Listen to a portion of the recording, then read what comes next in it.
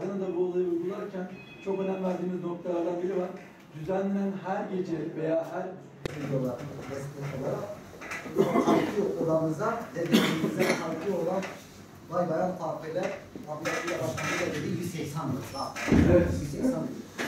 2500 tane vay bayan farkı maskeleri içeride beraber gerçekten yani bunun bir zaman aşamasına yok ve zaman ister. Başkanımızda da bunu istediğimiz budur. Bak, gel 2009'dan bu yana niye bu derneğe sahip çıkılmıyor?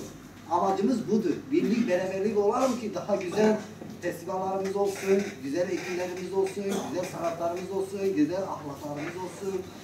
Hep sistem çüküktür. Çünkü esnaflarımız kan alıyor. Var. Ve bu şu anda aldığınız iki 62 yıldır herhangi bir eğitim olmuş. Düşünün.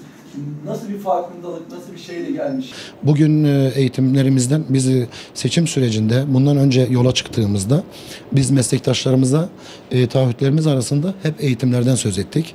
Bu eğitimlerin ilk ayağı olan erkek bebelerine yönelik işletme, salon işletme yönetimi ve markalaşma adı altında ilk eğitimimizi veriyoruz şu anda. Şu an burada uygulanan eğitim Kuaförler Berberler Odası 1952 yılından beri kurulan bir oda. Erkek berberlerine yönelik ilk kez bir salon işletme eğitimi veriyor. Buradaki amaç erkek berberlerindeki çıtayı yükseltmek, daha iyi hizmet sunabilmek, müşterinin bundan daha verimli bir hale dönüşmesini sağlamak.